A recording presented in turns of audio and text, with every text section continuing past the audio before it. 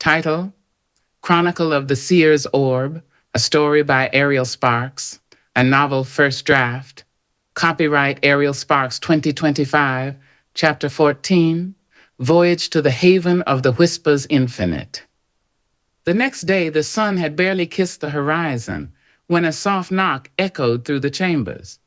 Adana called out, her voice a gleeful melody in the stillness of the morning. "Alara, dear." "It is time," she urged, her tone a blend of warmth and urgency. The young seer emerged from the shadows of her room, her eyes still heavy with the residue of sleep. "What's the matter?" she asked, her voice a gentle ripple in the pond of quiet. "The sun is barely peeking over the horizon, and yet you scurry like a squirrel before a storm," Adana replied, her words a playful tease. "We have much to prepare for, and the order of the ancients do not wait for the sluggish." Alara crawled from under the bed, a dusty tome in hand. "Found it!" she exclaimed, holding the book as if it were a treasure map. "It's a piece of Vonda," she said, her eyes shining with excitement. "It's all I have from home, a reminder of the life I left behind." Adana approached with a knowing smile, her eyes scanning the book's cover with curiosity. "Oh yes, the Chronicles of the Ancients," she said, her voice a gentle purr. "I recall when I first read these passages, it was like unlocking the secrets of the universe with a single turn of the page. But the words, they twist and turn like the roots of the Vonda trees." Alara jested, her voice a tapestry of puzzlement. Adana chuckled and replied with understanding. "Ah, yes, the ancient texts. They are indeed a labyrinth of knowledge, my dear. But fear not, for with each twist and turn, you shall find the path to enlightenment." Alara nodded, her curiosity piqued as the first light of dawn that crept through the window, casting a warm glow upon the dusty pages. "In my village, our stories were as simple as the flow of a meandering river," she mused. "But here they are as complex as the conversations of 1,000 voices, each telling a different tale." "Indeed. But remember, dear Alara, even the most intricate tapestries begin with a single thread," Adana said with a reverent tone.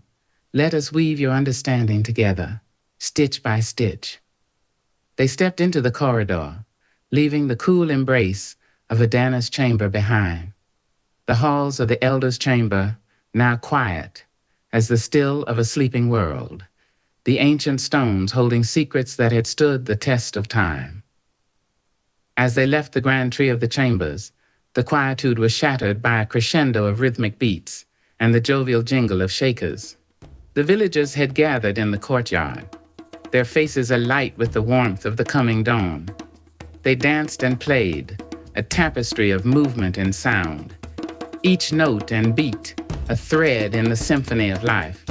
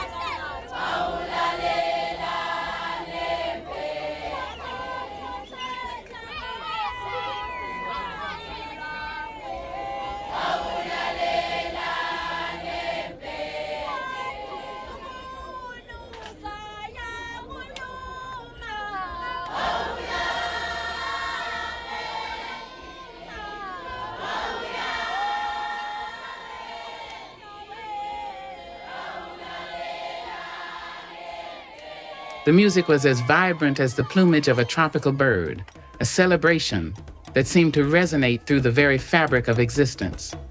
Alara's eyes grew wide, the melody as unexpected as a sudden downpour in a desert. "What's happening?" she asked, her voice a soft question in the cacophony. Adana chuckled. "Ah, the villagers," she mused. "They're sending us off in style, my dear, a tradition as old as the grove." They descended through a pathway on the road to the station. The music grew louder, a crescendo of rhythmic beats that seemed to pulse through the very air. The villagers danced with an abandon that spoke of a shared joy, their instruments a symphony of life's celebration. "Now, the conveyance awaits," Adana said, gesturing to the levitating trolleys. It hovered with a gentle hum, a testament to the McCartison's mastery over metal and stone. The contraption was an intricate latticework of gleaming steel, with seats as plush as a noble's carriage and a control panel that held arcane secrets.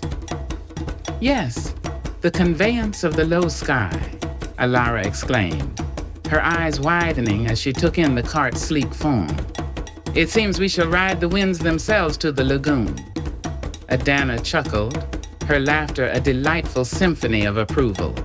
"Indeed, we shall glide through the grove as gracefully as the swallows of the evening skies." The other 7 young initiates, however, watched the commotion with the enthusiasm of seasoned travelers at the sight of yet another sunrise. They had experienced a similar welcome a week prior to Alara's arrival, and the novelty had waned like the bloom of a picked flower. Their expressions mirrored the weariness of those who had danced the same steps too many times. Yet amidst them, Raya, the perpetual jest, could not resist the siren's call of merriment. He twirled and leaped among the villagers, his movements as erratic and entertaining as a leaf in a whirlwind. Amidst the revelry, Arafa emerged, her attire a delightful contradiction of simplicity and nobility. She had donned a garment that seemed to have been plucked from the very essence of the grove, its fabric as soft as the cool of the breeze, and its hue as vibrant as the first blush of dawn. The young initiates, noticing her approach, hastened to gather their belongings, their eyes reflecting the excitement of a child spotting a favorite storyteller in the crowd. With a grace that could rival the most seasoned courtier, she offered her greetings, her words a tapestry of kindness and encouragement. "Ah, my dear Alara," she exclaimed. "You look as bright as the sun's first kiss upon the horizon." The young initiates, their eyes reflecting the excitement of a new chapter unfolding, gathered around Arafa as she spoke. "Remember, the path you tread is not merely one of destiny, but one of legacy. The spirit of our ancestors resonate within you, guiding your every step." Her gaze swept over each of them as if to imbue them with the strength of 1,000 generations. "Let the ancient wisdom be your lodestone, the virtues of unity your compass. The world awaits the tales you shall weave with your very essence." Arafa's words hung in the air like the lingering notes of a grand finale, each syllable a gentle nudge towards greatness. With a nod of finality, she gestured towards the conveyance of the low sky, a marvel of McCartisan ingenuity that seemed a hum of adventures yet to come. The levitating trolleys, a marvel of mechanical poetry, hummed to life as they approached. Its steel bones quivered with anticipation, the air around it shimmering with the promise of adventure. Arafa stepped onto the platform with the grace of a gazelle, crossing a moonlit stream, and the others followed, their faces a canvas of wonderment. The conveyance, its appearance similar to that of a caterpillar, a gleaming steed of metal and magic, hummed to life, the anticipation palpable as they climbed aboard. The villagers' music grew softer, a serenade for their departure, each note a thread of hope, waving them goodbye. As they glided through the corridor of ancient trees, the leaves sung secrets of journeys and destinies that lay ahead. Raya, ever the jovial soul, quipped, "I say, wouldn't it be a fine jest if we encountered a leviathan on our way to the lagoon?" His words a breeze, bringing forth chuckles that echoed the resilience of youth. Alara's gaze met Adana's, her eyes as bright as the dawn they left behind. Leviathans, you say? She responds with a smirk and a playful tone. I dare say if there's a Leviathan to be slain or a treasure to be found, we'll be ready for it. The trolley glided forth, a silent sentinel on a cushion of energy, weaving through the emerald arches of the ancient trees. The sun painted the world in hues of gold and amber, casting dappled patterns on the mossy floor. It was as if they were traveling through the very veins of Mother Earth, her song guiding their path. Now, the youthful spirit, Arafa said, her eyes crinkling with the warmth of 1,000 sunsets.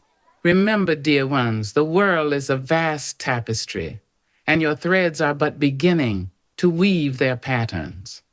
Her words a gentle touch, a soft breeze that carried with it the scent of ancient wisdom. The young initiates, their hearts a symphony of anticipation and resolve, stepped off the conveyance of the low sky. Arafa's eyes shone with the fierce pride of a lioness sending her cubs into the savannah of life's trials. She offered a nod and began, "Hold true to the course you've set," her voice steady. "Remember the legacy that flows through your veins, for it is your heritage that guides your hand and sharpens your sight." The trolleys hovered for a moment, as if reluctant to leave them in the embrace of the whispering maiden's domain.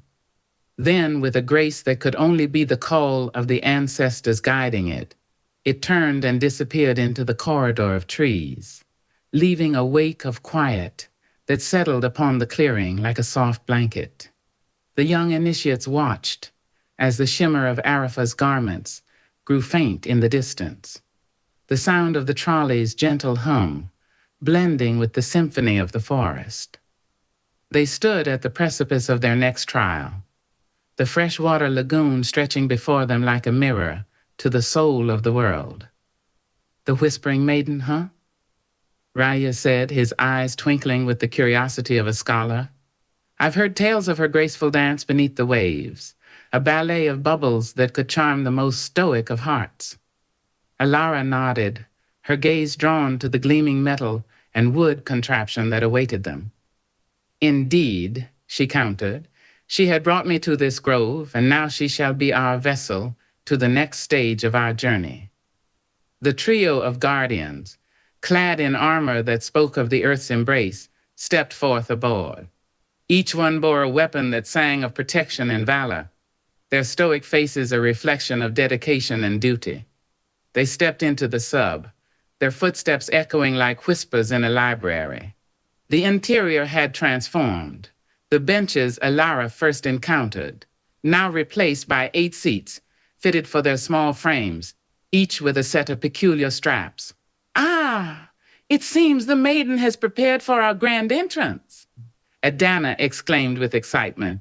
"These harnesses, my young pages, are not mere decorations. They are the embrace of the ancients, ensuring your safe passage through the liquid realms of the Earth Mother's veins."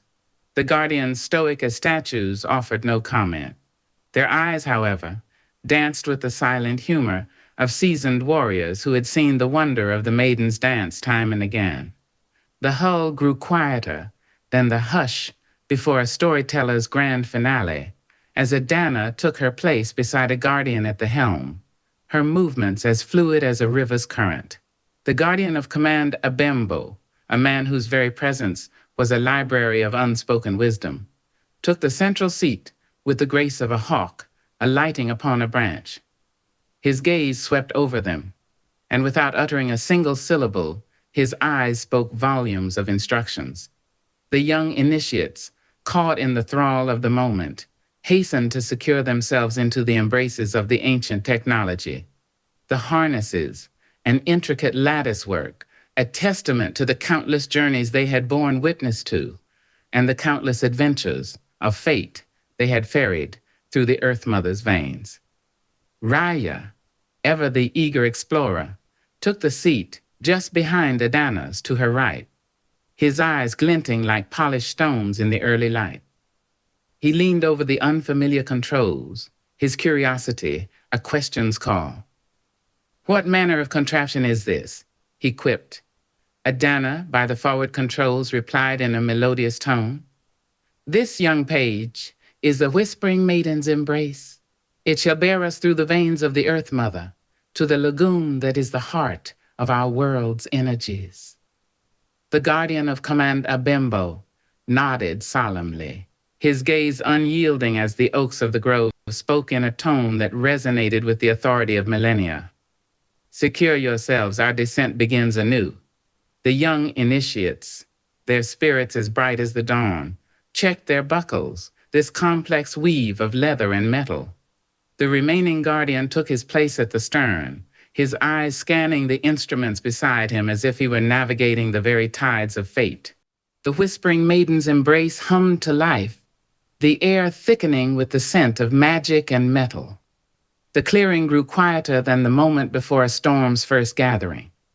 The vessel shuddered, as if shrugging off the weight of the world above, with a grace that seemed almost sentient. The wood and metal beast pulled away from the shore, the water's kiss lingering on its gleaming hull.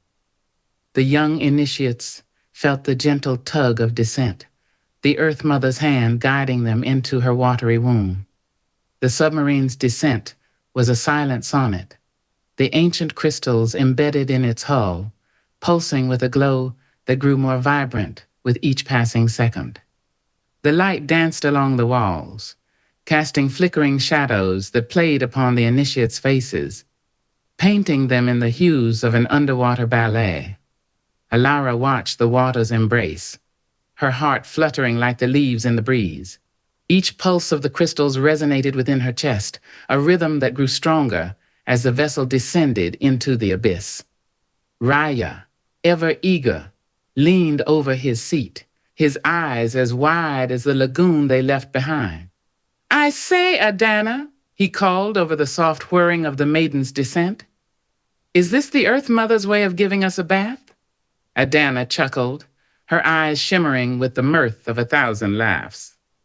"Indeed, young Raya," she agreed, "but fear not, for this bath is one of enlightenment, not mere cleansing." Her hand hovered over a series of levers, the air around her crackling with power. "This is the heartbeat of our journey, the pulse that will carry us to the secrets below." The submarine glided through the water like a leaf on a stream, the world outside the portholes a blur of blue and green. Fish, their scales glinting like jewels, flitted past, their curiosity matching that of the young passengers. The vessel's descent grew smoother, the Earth Mother welcoming them into her embrace with a gentle sigh. "Here it is, the shimmering pool, a gateway to the secrets of the deep," Adana exclaimed, her eyes lighting up like candles in a darkened hall. The pool grew larger as they approached, its surface a mesmerizing dance of the northern lights. It was a vertical cauldron of liquid light, a swirling maelstrom that seemed to pulse with secrets untold. The water around it shimmered with an ethereal glow, hinting at the power hidden within its depths. The young initiates leaned closer to the portholes, their breath fogging the glass as if trying to peer into the very soul of the earth. "The maiden seems eager to show us the way," Raya quipped, his eyes as bright as the crystal shard puzzles they had conquered. Alara's heart raced, the anticipation building like a crescendo in an orchestra, as she knew what was about to unfold.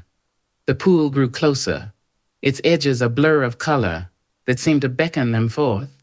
She could almost hear the song of the ancients, their voices echoing through the water like a distant chant. Abembo's gaze remained unwavering, his hand resting upon a lever that gleamed like the first ray of sunlight upon a frosty morning. "Steady," he murmured, his voice a soft rumble like distant thunder. As the maiden's embrace aligned with the pool, the water around them grew agitated, as if alive with excitement. A whirlpool formed before them, its vortex spinning with the vigor of a tornado, drawing them in with an irresistible force. The submarine entered the maelstrom, the world outside a kaleidoscope of light and shadow.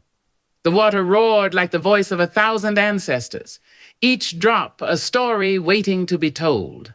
The young pages gripped their seats, their faces a canvas of awe and trepidation. The pool's surface grew closer, the light so intense it seemed to pierce the very fabric of reality. Adana's voice was calm as she recounted, "Remember, the wisdom of the ancients are your compass. Let them guide you through the veils of the unknown." The whirlpool grew tighter, a noose of liquid destiny closing around them. The light grew brighter, a beacon in the abyssal darkness. And then, as if the hand of fate had reached out to claim them, the whispering maiden was sucked into the vortex, the light engulfing them in its radiant embrace. The young initiates gasped in unison, their eyes wide with wonder.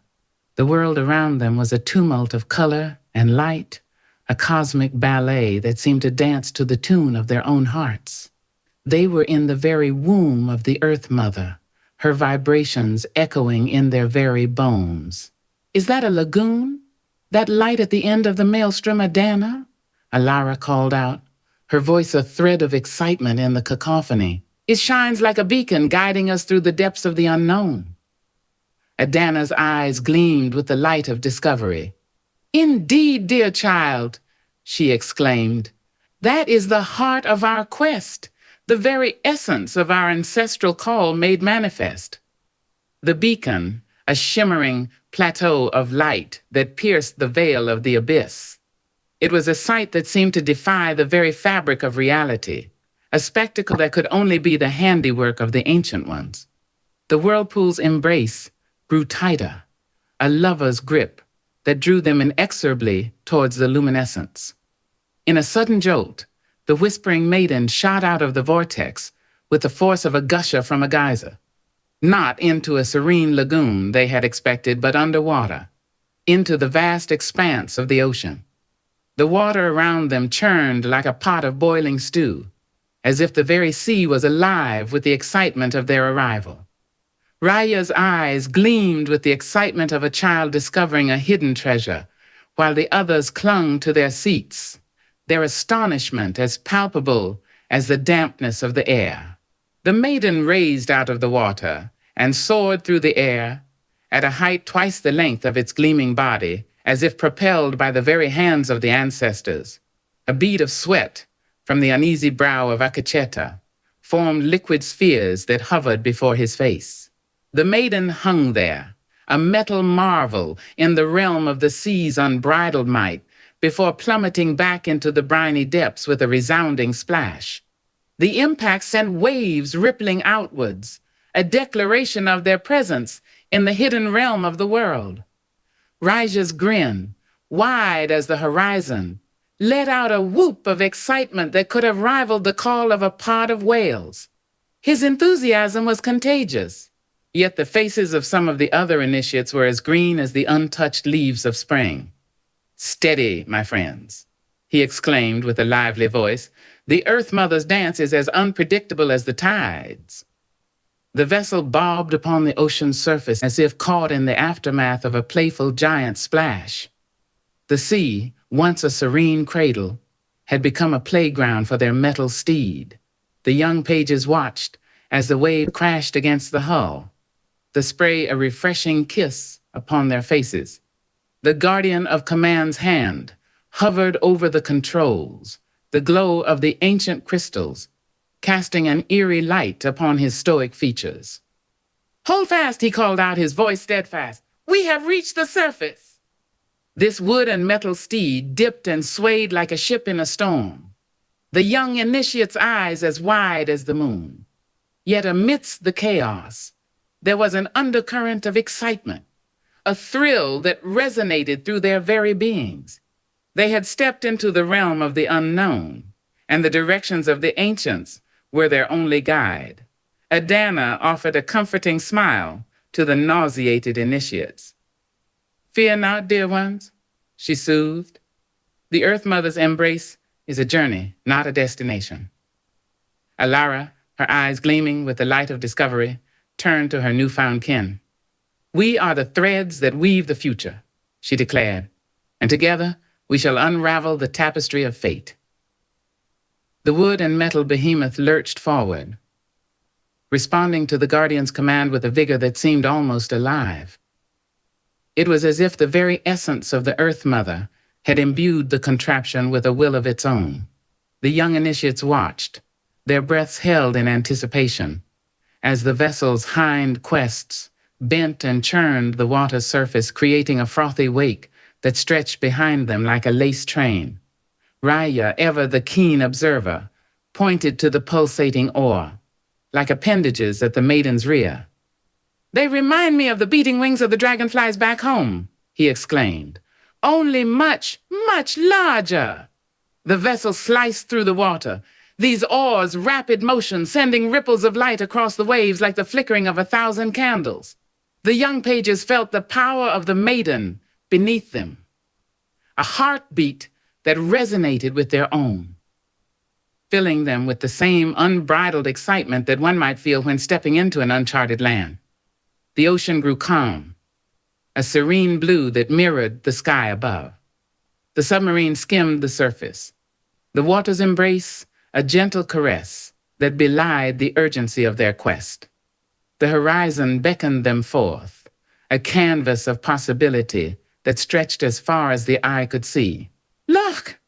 Adela's voice pierced the quiet excitement, her hand pointing to the distant forms that grew with astonishing speed.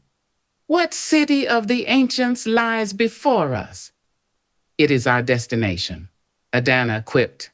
"It's one of the islands in the land of Lima, home to your institution of training, the haven of the Whispers Infinite."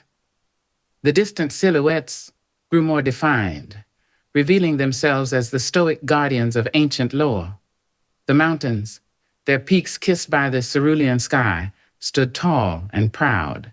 Between their mighty embrace, the young seers could make out the intricate latticework of a city, its spires and towers glinting in the sunlight, like the scales of a leviathan, breaching the surface. The anticipation in the cabin grew thicker than the sea mist, as the city grew from a myth to a tangible reality before their very eyes. "The haven of the Whispers Infinite," Raja exclaimed, his voice brimming with excitement. "I wager it holds more mysteries than the deep itself." Adana chuckled, the corners of her eyes crinkling like the pages of an old map. "Indeed, young Raya," she said, "it is a place where the knowledge of the ancients echo through the very air you breathe. The knowledge you seek is as vast as the sea we traverse." The maiden still at a persistent speed, ever the obedient steed, now decelerated with a grace that defied its size, cutting through the water with the finesse of a dolphin. The city grew larger, its grandeur a stark contrast to the simplicity of the Whispering Grove. The young pages, their eyes wide with wonder, watched the world around them unfold like a scroll of prophecy. As they entered the harbor, the water grew as calm as a still summer's night. The submarine shuddered, as if taking a deep breath, and with a final gentle splash, it came to a halt. The young seers looked around, their hearts racing faster than the waves they'd just outpaced.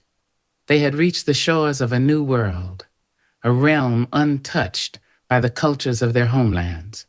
The dock was adorned with a dozen figures, standing as still as the statues that lined the avenues of Whispering Grove. Each individual, tall and regal, was draped in a flowing garb, each fabric having a different hue of the spectrum: red, tangerine, green, blue, violet, and two more shades that seemed to shift and dance with the light. These 7 enigmatic figures, an artful array of color, were surrounded by 5 others, guardians and students, whose eyes shone with the same anticipation that mirrored the newcomer's own. A man, his height rivaling that of the ancient trees of Alara's homeland, stepped forward. His attire matched the ocean's depths, a deep blue, the shade of a sapphire held to candlelight. His voice, gentle yet firm, filled the air with the resonance of a distant bell. "Welcome," he stated, "to the haven of the Whispers Infinite." His words a clarion's call that invited ripples of excitement in the hearts of the young initiates. End of Act 1. Well, there it is. The end of chapter 14, but not the end of the story. The story has 35 chapters. So here's how things will be going forward. I have seen that the actual viewership has not passed 100 for any of my videos. And yes, my subscriptions have been going up, but far from the 1,000 subscribers mark. So, for the next 4 weeks, I will leave the option open for those who really want to see the continuation of the story. If after the next 4 weeks my viewership has not gone up to 10,000 or more for a video, or my subscriptions have not surpassed 1,000, then of course the rest of the chapters will not be posted. So that's 4 Sundays from today, 11:59 p.m. Jamaica time. Oh, and for what is upcoming, I will not be posting videos each week as I have been doing for the past months. I will be posting them around 1 or 2 per month, and those will go up on a Wednesday. The stories will continue for my other story content, so you can look out for those. And for those who love my animations and my model designs, more of those are also forthcoming. The latest one being an electric helicopter, so you can keep in tune for that. I would like to say thanks for all of my subscribers, and in particular those who have left comments on my stories and the comments of all of my videos in particular. So until the next posting, I leave you out and have a good day.